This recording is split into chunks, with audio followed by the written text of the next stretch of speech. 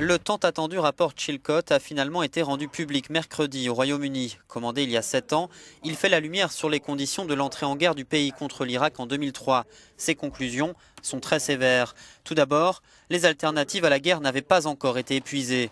Saddam Hussein ne constituait pas une menace imminente. Les conséquences de l'invasion ont été sous-estimées et le gouvernement britannique a échoué à atteindre ses objectifs. Accablant pour Tony Blair, dont la bonne foi n'est cependant pas mise en doute. Je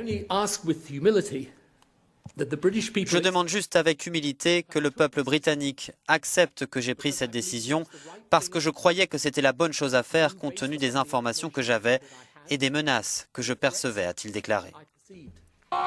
Mais Tony Blair a du sang sur les mains pour les familles des soldats britanniques tombés en Irak. Elles ont prévu de se rencontrer après avoir lu ce long rapport pour décider des démarches à entreprendre contre l'ancien Premier ministre. Tony Blair devrait être à La Haye pour crime de guerre, d'autant plus avec ce rapport accablant, dit la mère d'un soldat tué en Irak.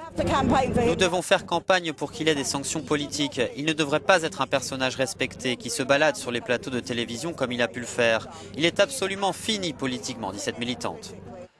45 000 soldats britanniques ont été envoyés en Irak de 2003 à 2009. 179 ont perdu la vie. Washington, Londres et leurs alliés avaient envahi l'Irak sans l'aval de l'ONU. Des centaines de milliers de Britanniques avaient manifesté contre cette intervention.